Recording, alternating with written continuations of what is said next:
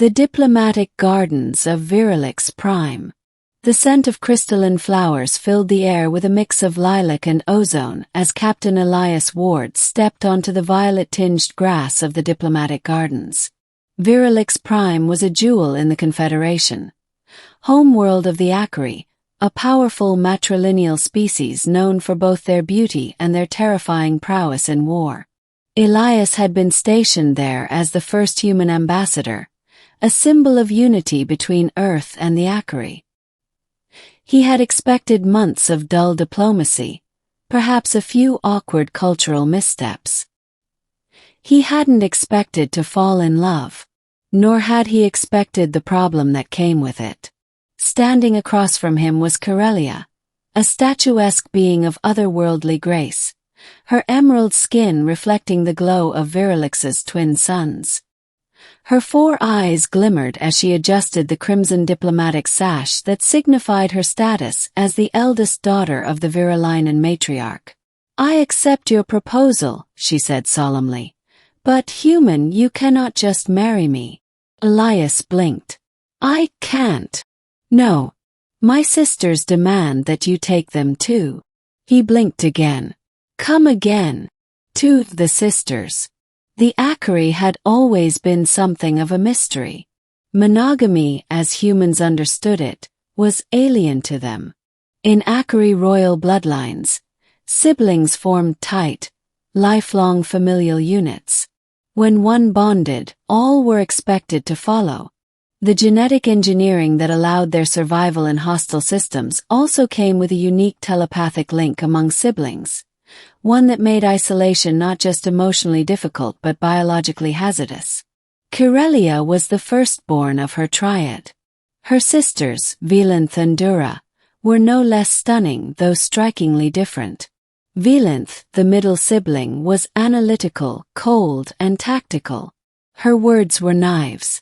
Dura, the youngest, was flame incarnate, passionate, impulsive, and dangerously fond of human sarcasm. "You don't have to love us," Velinth said when Elias met them formally, "but you must accept the bond. The triad is indivisible." "I'm not trying to disrespect your culture," Elias replied cautiously.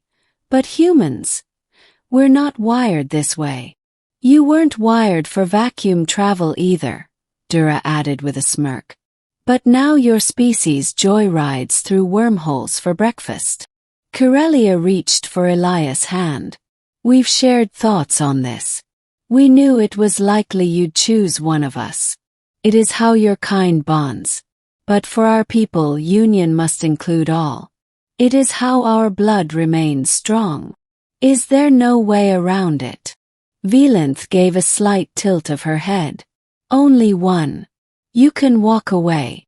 Elias stared at the 3 women. No beings before him.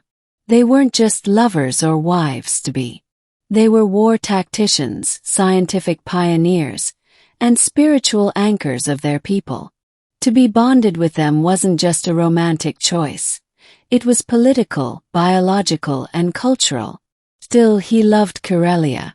That much he knew with certainty. He exhaled. "Then let's talk logistics." 3. Bonding ceremonies and human diplomatic meltdowns. Preparations began at once. The Human Confederation was not amused. "You're marrying 3 royal heirs of the Akari." Ambassador Langley's voice crackled through the intercom with panic. "Do you know what this means?" "Yes," Elias said calmly. "It means peace, stability, and possibly the longest alliance Earth has ever had. It also means you'll be viewed as a polyamorous cult leader by half our voters and a hostage by the other half." Elias leaned back in his chair aboard the Virilinen embassy ship and grinned. "Luckily, I don't answer to either." Back on Virilix Prime, the bonding ceremony began under a triple eclipse, a rare planetary alignment considered sacred to the Akari. Elias was dressed in shimmering threads of molecular silk. Each sister wore a variant of their cultural gown, symbolizing their individual roles. Corellia in red for leadership, Velanth in blue for intellect, and Dura in gold for passion. The ceremony was both breathtaking and terrifying. It included a shared neural interface, an ancient ritual where the Akari linked minds with their chosen mate. Elias braced himself for pain. Instead, he found himself adrift in a sea of stars, memories that were not his own. Kirelia's first battle scars, Velantha's victorious argument in the Council of Matrons, Dura's rebellious flight into the Forbidden Mountains. They shared their lives with him, and he offered his in return. When the link severed, all four dropped to their knees, gasping. And something strange happened. Elias felt it, a thread of connection, not just to Kirelia but to the others as well. He hadn't just married Kirelia. He had become one with a triad. For war on the horizon. The honeymoon didn't last long. Within weeks, an enemy fleet appeared near the Orion Gate, a spatial choke point vital to both human and Akari space. The Tsar Dominion, longtime rivals of the Akari, had intercepted a HumanityFYeah trade route and destroyed it.